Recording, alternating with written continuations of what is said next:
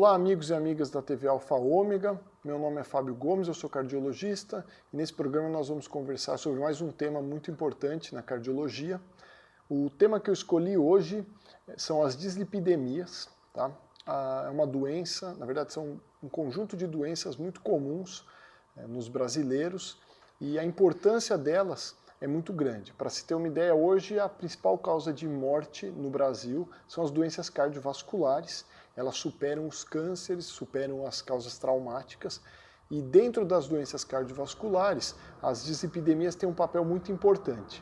Se nós separarmos por doenças, nós vamos ter lá hipertensão, vamos ter infarto, a angina, né? E todas elas, de certa forma, ou são causa ou consequência das dislipidemias. A obesidade também, também o AVC. Então é um assunto de grande importância que eu acho que vale a pena a gente conversar um pouco. O objetivo aqui não é nós esgotarmos esse assunto, é um assunto longo, extenso, é uma área da cardiologia em que tem muito investimento, muita pesquisa, inclusive com novos medicamentos surgindo, que eu vou comentar um pouco. Então, de fato, hoje o foco principal da cardiologia em prevenção basicamente está dentro das dislipidemias. Nós temos a prevenção de hipertensão, de outras doenças, mas nós temos um grande impacto nas doenças cardiovasculares quando a dislipidemia é prevenida ou bem tratada. E o que é dislipidemia? Dislipidemia, na verdade, é um termo que nós usamos para caracterizar as alterações na quantidade dos lípides no sangue, que são as gorduras. Então nós podemos ter as alterações dos triglicérides ou a alteração dos colesteróis. E aí são dois assuntos diferentes. Hoje eu não vou falar dos triglicérides, então vocês podem ter aí hipertrigliceridemia ou vocês podem ter diagnosticado com o médico de vocês já uma elevação do triglicérides e tratar com alguma medicação. Não vai ser o foco. O foco vai ser exclusivamente no colesterol e aí é onde a gente vai conversar um pouquinho. Dentro do colesterol, nós chamamos de hipercolesterolemia, nós temos basicamente 3 tipos de colesterol, 3 subtipos, tem mais identificados, mas eu quero ter mais tempo nesses 3, que é o HDL, o LDL e o VLDL. Bom, o que são isso? Eles são moléculas de colesterol que têm funções e papéis diferentes. O HDL é conhecido como colesterol bom. Na verdade, por que ele tem esse apelido de colesterol bom? Ele tem como função a retirada da gordura de dentro dos vasos sanguíneos do organismo. Então o HDL age, na verdade, reduzindo a placa de gordura dos vasos, o que nós chamamos de aterosclerose. Ou seja, essa placa de gordura nos vasos, ao longo do tempo, vai causando entupimento nesses vasos, podendo gerar angina, infarto, AVC. Então, o HDL é importante porque ele age reduzindo, ele retira moléculas do endotélio dos vasos, quer dizer, da parede dos vasos. Então, o HDL é o nosso colesterol bom. O LDL é o colesterol ruim. O LDL é quem tem a maior implicação na formação dessas placas. Então, quanto mais alto as taxas de LDL circulantes no sangue, maior a probabilidade de aparecerem as doenças ateroscleróticas, que são esses entupimentos que eu comentei. E o VLDL é uma molécula que nós sabemos que ela é prejudicial, mas nós não temos um foco tão grande no seu tratamento. Então, quando o médico pede para vocês o colesterol total e frações, vocês vão ver lá colesterol total, um valor, vão ver HDL, LDL e o VLDL. O nosso objetivo de tratamento inicial sempre é o LDL, então nós queremos atingir taxas seguras do LDL e, consequentemente, atingindo essas taxas, o VLDL, que é um colesterol ruim, também vai reduzir. Nem sempre o HDL vai subir, depois nós vamos conversar um pouquinho sobre isso. Então, estando familiarizado com esses tipos do colesterol, nós vamos entender por que ele sobe e por que causam essas doenças. Quando nós conversamos sobre colesterol, basicamente temos 2 causas para ter a dislipidemia, a elevação do colesterol. Causas que podem ser primárias ou secundárias. As causas primárias, geralmente, têm origem genética e tem uma penetrância familiar. Então é a conhecida hipercolesterolemia familiar. Esses quadros geralmente são mais graves, os valores dos níveis de colesterol são mais elevados, então o colesterol total, o LDL e o VLDL são muito altos. Geralmente é uma família que tem uma incidência muito grande de doença cardiovascular e geralmente em idade precoce, então são família de pessoas que têm infartados antes de 55 anos, 65 se for mulher, 60. Lembrando que muitas vezes morte súbita em jovens, então aquela família que tem várias pessoas que morreram ali na casa dos 30, 40 anos sem causas explicáveis, podem ser famílias que têm a hipercolesterolemia familiar. Além dos níveis muito altos dos lipídios, nós temos às vezes algumas alterações cutâneas. Então são pessoas que nós encontramos o xantelasma, que são alguns depósitos, na verdade, de gordura na região periorbital. Então, são umas manchinhas brancas, vocês vão identificar aqui na imagem, né? Isso são sinais de colesterol muito elevado, né? Lembrar que o xantelasma pode ocorrer com colesterol normal, mas via de regra ele ocorre com colesterol elevado.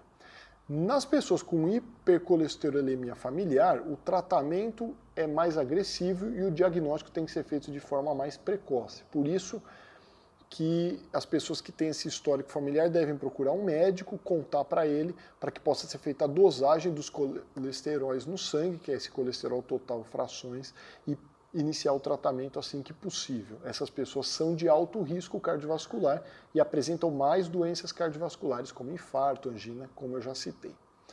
As causas secundárias são as mais comuns, que é a dislipidemia decorrente de um estilo de vida inadequado, ou seja, seja por dieta, seja por uso de medicações, seja por hábitos, que é o que nós encontramos no dia a dia. Quem são essas pessoas? Basicamente, são as mesmas pessoas que têm um risco cardíaco elevado para as outras doenças, como nós temos conversado nos outros programas. São os obesos, os diabéticos, pessoas que têm uma obesidade visceral, abdominal importante. Então, às vezes a pessoa não é aparentemente obesa, mas tem aquela circunferência abdominal, ou seja, o abdômen muito grande, com um depósito grande de gordura, também é um fator de risco importante. O tabagismo, eu tenho frisado aqui em todos os programas, é um fator de risco muito grande para as doenças cardíacas e aqui também para o colesterol, né? O sedentarismo, via de regra, também causando elevação no LDL, mas principalmente causando baixa no HDL, ou seja, aquele que não se exercita, não tem uma dieta adequada, tem um colesterol bom em níveis mais baixos. E isso diminui a proteção contra os eventos cardíacos, né? O que mais nós temos de fatores de risco? A família, nós já relatamos, esses hábitos, lembrar também da idade, a idade e o sexo masculino. Hoje, apesar que os sexos estão se equiparando, mas a idade é um fator de risco importante também. Então, toda pessoa adulta, obeso ou com algum desses fatores de risco, então obeso, tabagista, circunferência abdominal aumentada, história familiar de doença cardíaca, história familiar de colesterol elevado, idade acima de 40 anos, o adulto, mas especialmente acima de 65, né, o idoso, eles devem ter seus níveis, seus níveis de colesterol dosados, ou seja, colesterol total e frações dosados como forma preventiva. Então, mesmo que você não sinta nada, é necessário fazer esses testes, porque o colesterol é uma doença silenciosa até que apareça, de fato, a doença cardíaca que ela vai gerar, que é a aterosclerose, que é o entupimento das artérias. Então, antes disso ocorrer, os níveis de colesterol já estão altos e aí nós já podemos fazer o diagnóstico e tratar. O tratamento da dislipidemia depende do fator de risco e da chance dessa pessoa desenvolver doença cardiovascular, que é a chamada aterosclerose, e que leva a todas as doenças cardiovasculares via de regra. Então, quem a gente trata? A gente trata um paciente que tem mais risco de desenvolver doença ao longo da vida. E isso vai depender de um cálculo que nós fazemos, que é o score de risco global. Como é que isso é feito? A pessoa que tem o colesterol alto, ela vai fazer uma dosagem e aí nós vamos encontrar lá um nível de colesterol total e LDL.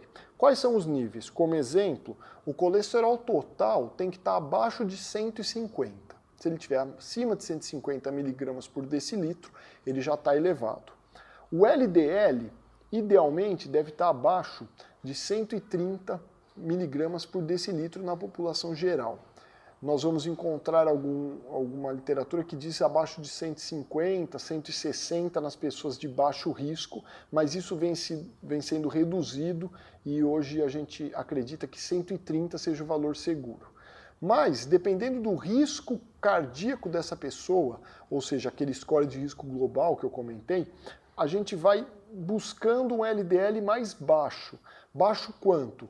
Abaixo de 100 ou de 70, dependendo do risco de desenvolver a doença. Ou seja, nós estamos atuando de uma forma preventiva e quanto maior o risco, mais agressivo é o tratamento. Isso está bem documentado em trabalhos aí na área de cardiologia, trabalhos multicêntricos em vários países, vários centros, utilizando grande número de pacientes, mostrando que quanto maior o risco cardíaco, maior o benefício em se baixar os níveis de colesterol.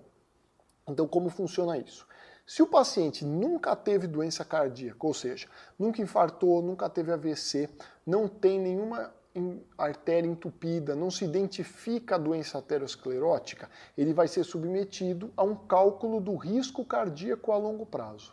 Se esse risco for alto, ou seja, mais de 20% de chance de desenvolver uma doença cardiovascular nos próximos 10 anos, o tratamento vai ser mais agressivo, ou seja, risco alto, eu quero um LDL abaixo de 100, idealmente abaixo de 70 miligramas por decilitro. Se esse risco for intermediário, ou seja, algo em torno de 5 a 20% de chance de desenvolver doença cardiovascular nos próximos 10 anos, eu vou querer que esse colesterol fique em torno de 100, o LDL abaixo de 100, e se o risco for baixo, ou seja, menos do que 5% de chance de desenvolver doença cardiovascular nos próximos 10 anos, o colesterol, o LDL, pode ficar abaixo de 130. Alguns casos também nós vamos preferir abaixo de 100. Isso é um número geral, uma estratégia geral. Isso pode ser individualizado por cada pessoa. Por exemplo, nesse cálculo de risco não entra a história familiar. Tem pessoas que não têm risco, mas tem toda a família que infarta. Nesses pacientes nós somos mais agressivos também, nós não permitimos um LDL tão alto. Então, via de regra, o risco cardíaco ele é individualizado para que a gente tenha um objetivo de tratamento. Então, não significa que todo mundo vai ter que ter o mesmo nível de LDL. O nível do LDL, que é o colesterol ruim, vai ser tão baixo quanto maior o risco de desenvolver doença cardiovascular. Algumas variáveis já colocam o indivíduo numa situação de risco. Por exemplo, quem já tem doença aterosclerótica. Quem é essa pessoa? A pessoa que já infartou, que já teve um AVC, que já tem uma obstrução arterial periférica, então tem um vaso da perna obstruído com claudicação intermitente, dor na panturrilha, né? Ou que já tem uma diabetes de longa data, acima de 10 anos, por exemplo, de história, ou, como eu disse, um familiar de primeiro grau, particularmente com doença cardiovascular prematura, ou seja, morte não explicada em mulheres antes de 65 anos ou homem 55 anos. E provavelmente a causa da morte é cardiovascular ou se confirmado. E aí nós vamos seguir essas pessoas mais de perto e ter um tratamento mais agressivo. Existe um exame que vocês podem ter já visto ou ter até já coletado, que é a PCR ultrassensível. O que é esse exame? Esse exame é um marcador de risco cardíaco que nos ajuda a decidir se a pessoa que está sendo submetida aos testes tem mais ou menos risco cardíaco. Para quem esse exame é bom? Quando eu faço uma avaliação de risco, eu faço aquele score de risco global, e o risco da pessoa desenvolver a doença cardiovascular é intermediário, eu uso essa PCR. Se ela estiver elevada, eu tenho que olhar com mais cuidado para essa pessoa, eu tenho que tratar mais agressivamente. Se ela estiver normal, eu posso tratar com menos remédio, tolerando um nível mais alto, um pouco de LDL. O que é a PCR? A PCR é um marcador inflamatório. Por que a gente usa um marcador inflamatório numa doença que é do colesterol? Porque a grande implicação do colesterol nas artérias e vasos do organismo é gerar uma inflamação crônica na parede dessa artéria. Então a parede da artéria fica sempre inflamada e sujeita a agressões do sangue, do fluxo sanguíneo, e em determinado momento causa uma lesão, um machucado na parede da artéria, e esse machucado vai sendo preenchido inicialmente com plaqueta, depois com as hemácias do sangue, e depois vai se formando uma capinha fibrosa, onde vai se depositando colesterol, células de defesa, por exemplo, os neutrófilos do organismo, e aí se forma a placa aterosclerótica, que nada mais é do que uma placa envolvida por uma capa fibrosa em que seu núcleo, quer dizer, o que está lá dentro, é gordura e células inflamatórias. Aquilo é um caldeirão pronto para entrar em erupção. Se em algum momento essa placa se quebra, ela expõe esse núcleo lipídico, pode imediatamente gerar uma trombose no lugar. O que é isso? Um entupimento total daquele vaso, e aí o sangue não passa mais. Aí vem um infarto ou AVC, ou seja, uma artéria que fecha completamente, impedindo o sangue de passar e de oxigenar o cérebro, levar nutrientes para o cérebro, ou se for no coração, uma artéria coronária, isso vai gerar um infarto. Então, por isso que é muito importante o tratamento da doença aterosclerótica e a prevenção, ou seja, tratando a dislipidemia. Então, por isso que a gente usa um marcador inflamatório para avaliar o risco, porque às vezes a doença está aparentemente controlada, mas se essa PCR está elevada, a pessoa está, a gente chama de uma maneira mais popular, que ela está inflamada. Na verdade, ela tem circulando substâncias inflamatórias, que pode mostrar que essas artérias já estão em processo de aterosclerose, em processo de lesão, e isso no futuro pode acarretar num infarto ou AVC, e por isso a gente é mais agressivo. Tem alguns trabalhos mostrando também a participação dessa PCR. Então nós já estamos falando um pouquinho do tratamento. O tratamento, basicamente, ele é um tripé. O primeiro desses pilares é a dieta. Nós vamos comentar um pouquinho depois. A dieta é muito importante. O segundo pilar é a atividade física e o terceiro pilar é o uso de medicações. Quanto à dieta, o que eu queria comentar com vocês, inúmeros estudos vêm avaliando qual dieta é melhor, qual dieta é pior para as pessoas com colesterol elevado. Hoje o que nós sabemos é que o colesterol ingerido na dieta ele não é tão importante quanto nós acreditávamos no passado. Hoje nós sabemos que a produção do próprio fígado de colesterol ela é mais responsável pelos níveis elevados de colesterol do que a própria dieta. Então quer dizer que eu vou comer à vontade, não preciso me preocupar? Não. Nós identificamos algumas dietas que são melhores e algumas piores e alguns alimentos que são mais deletérios. Hoje, a dieta que tem mais estudos e que nós conseguimos mostrar o maior benefício na dislipidemia, e não só na dislipidemia, mas em redução de doença cardíaca, é a dieta do Mediterrâneo. Eu até estou pensando em fazer um programa só sobre dietas e comentar um pouquinho mais sobre a dieta do Mediterrâneo, então eu vou trazer aqui rapidamente o que é essa dieta do Mediterrâneo. Ela é uma dieta que ela é rica em peixes e óleos vegetais, ou seja, principalmente peixes de águas profundas, então salmão, atum, frutos do mar. Também ela é rica nos óleos vegetais, é o azeite de oliva basicamente, e os óleos das próprias castanhas e nozes. Ela é rica também em verduras, legumes e frutas.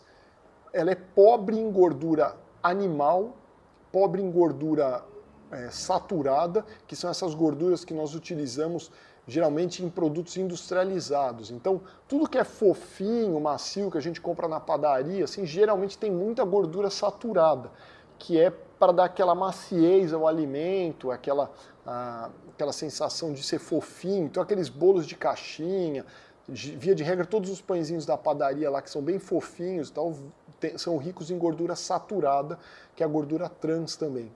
E ela também é pobre em açúcar. Hoje, para vocês terem uma ideia, o açúcar é o grande vilão do momento na dieta. Os Estados Unidos, a cada 5 anos, faz uma revisão de um manual que eles colocam, esse é o Ministério da Saúde americana, sobre dieta e alimentação saudável. E na última edição, agora em 2015, eles deram muita importância na redução da ingestão de açúcar, e superando inclusive a recomendação anterior, que era a redução da ingesta de colesterol.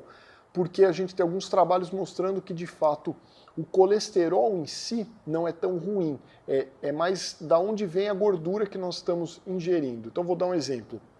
Quando a gente fala no consumo de colesterol, por exemplo, através de peixes, de ovos, ele é muito menos deletério do que a gordura saturada, por exemplo, da carne animal. Então, é muito pior comer carne animal, gordura saturada, do que peixe, por exemplo, que também é rico em óleos, por exemplo, ômega 3, que é um redutor de LDL e ele é capaz até de aumentar o HDL.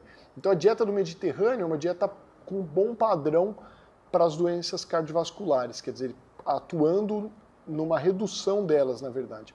Nós temos um trabalho aí de 2013 que foi feito na Espanha com quase 7.500 pacientes, que mostrou que a dieta do Mediterrâneo era superior às dietas convencionais que restringiam só gordura, e ela foi capaz de reduzir desfechos cardiovasculares. Quais desfechos?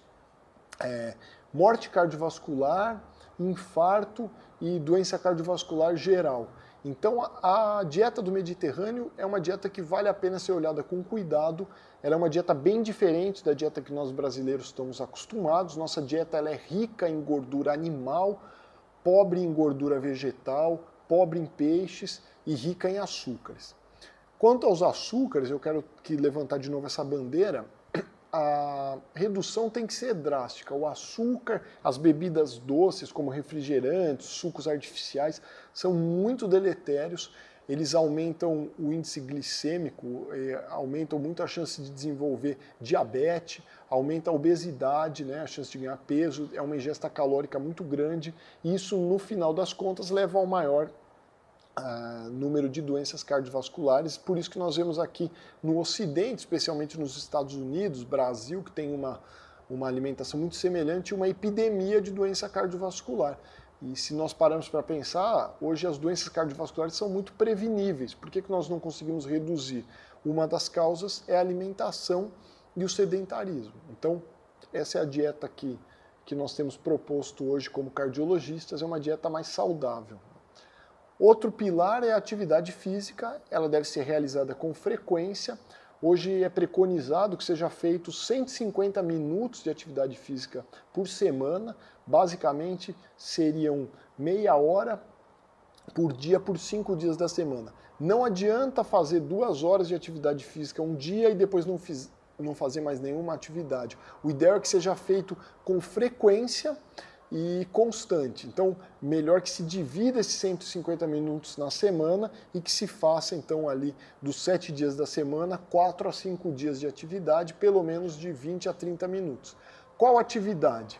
As atividades aeróbicas são superiores às anaeróbicas, por exemplo, de musculação, no sentido de redução de desfecho cardíaco, ou seja, é capaz de baixar a pressão, baixar colesterol, reduzir morte cardíaca. Então, a atividade física é fundamental em qualquer prevenção cardiovascular. E no tratamento farmacológico, né, muito tem se falado aí das estatinas. Então, vocês já devem ter ouvido falar, ou vocês já devem utilizar a estatina. A estatina é uma medicação, na verdade, que reduz a produção hepática de colesterol. O colesterol, quando ele é formado, a molécula é formada no fígado, então a estatina impede uma enzima de atuar e os níveis de LDL vão cair.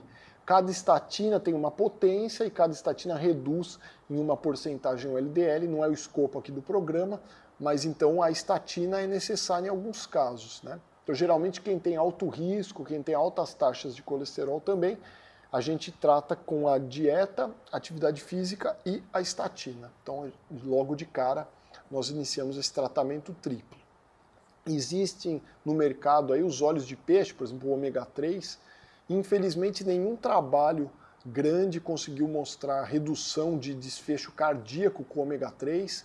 Então, a recomendação do uso como cápsula, como suplemento, ela fica fraca, mas o consumo do ômega 3 em peixes é muito adequado. Então, para vocês terem uma ideia, a gente recomenda aí 2 a 4 gramas por dia de ômega 3. Isso é mais ou menos uns 200 gramas de salmão, por exemplo. É uma quantidade alta, se a gente pensar que todo dia você tem que comer 200 gramas de salmão, um peixe caro, então quase nunca a gente atinge essa dosagem aí de ômega 3. Mas lembrando nessa dieta do Mediterrâneo que eu disse, nós temos o ômega 3 não só no peixe, mas em algumas nozes e castanhas, então isso também é capaz de colaborar para atingir esse nível e reduzir os índices de colesterol. O único cuidado que deve se ter nessa ingesta de gordura, né, é que o número de calorias vai ser alto. Aqui eu não estou dizendo dieta para perder peso, estou dizendo dieta para baixar o colesterol. Então, infelizmente, o óleo vegetal ou de peixe, né, que seja então a gordura dos peixes ou o azeite, os óleos encontrados nas castanhas e nozes, eles são saudáveis do ponto de vista lipídico, né? Eles são capazes de aumentar um pouco o HDL, reduzir os níveis de LDL, mas eles têm muita caloria, pode apresentar ganho de peso com o uso desses alimentos. Por isso que o seu consumo não é livre, né? Ele é estimulado, mas nós temos que tomar cuidado com a quantidade de calorias, porque não adianta nada eu comer saudável, mas muitas calorias, eu vou ganhar peso e vou desenvolver também dislipidemia lá para frente. Hoje estão sendo desenvolvidas algumas novas drogas para o colesterol, são os biológicos, aí tem vários em desenvolvimento, nomes como Evolucumab, vocês podem ouvir por aí na mídia. Eles hoje são restritos para pessoas que não têm conseguido atingir os níveis alvos de LDL. Como eu disse anteriormente, cada pessoa vai ser enquadrado a um risco cardíaco, alto, baixo ou intermediário, e a partir desse risco nós vamos ter um alvo de LDL, que pode ser ali abaixo de 130, abaixo de 100 ou abaixo de 70. Muitas vezes um paciente de alto risco, que já teve infarto ou já teve AVC, está com seu colesterol LDL um pouco elevado, mesmo com o uso de estatina. Então ele vem lá com o LDL em 120, 130, sendo que nós esperaríamos que ele estivesse com o LDL ali abaixo de 70. Então nós abrimos mãos desses medicamentos para tentar uma redução adicional do LDL, para reduzir mais o risco dele ter um novo evento cardíaco. São remédios ainda que estão disponíveis no mercado americano, que estão chegando aqui no mercado brasileiro, são caros, por enquanto estão indicados nesse grupo, ou no grupo de hipercolesterolemia familiar. É um grupo de difícil controle e tratamento, porque o defeito ali não é um defeito comportamental, não é porque a pessoa ingere colesterol, é obeso ou fuma, é um defeito da produção de colesterol. Então o fígado dessas pessoas produz mais LDL e por isso o tratamento tem que ser mais agressivo. Também, quem tem dislipidemia familiar, hipercolesterolemia familiar, deve ter uma dieta regrada, deve ter uma atividade física regular, mas o tratamento farmacológico para essas pessoas é muito importante. Eu espero nesse programa ter contribuído um pouco para esse tema, é um tema muito amplo, como eu falei, é uma doença muito comum, mas eu espero que eu tenha conscientizado vocês do tratamento e principalmente do reconhecimento da dislipidemia ou do colesterol alto como fator de risco para as doenças cardiovasculares. Porque o que nós acabamos vendo no dia a dia são pessoas que não estavam se cuidando e que passam a se cuidar quando já tem a doença, ou seja, já infartaram, já tiveram um AVC, já estão com angina ou já estão com um peso muito grande. E a partir desse momento nós não fazemos mais prevenção, nós fazemos tratamento. Agora, quando nós conseguimos fazer o diagnóstico dessas doenças no momento inicial, ou seja, a pessoa só tem o colesterol elevado, mas ainda não teve o infarto ou AVC, nós conseguimos atuar de maneira a prevenir essas doenças e a pessoa vai ter um benefício muito maior para a sua saúde, conseguindo tratar a doença antes de desenvolver outras doenças cardíacas. Então fica aqui essa mensagem, me coloco à disposição de vocês para dúvidas ou sugestões no e-mail, e assim que possível também eu vou respondê-los e estaremos em breve aí no novo programa. Até mais.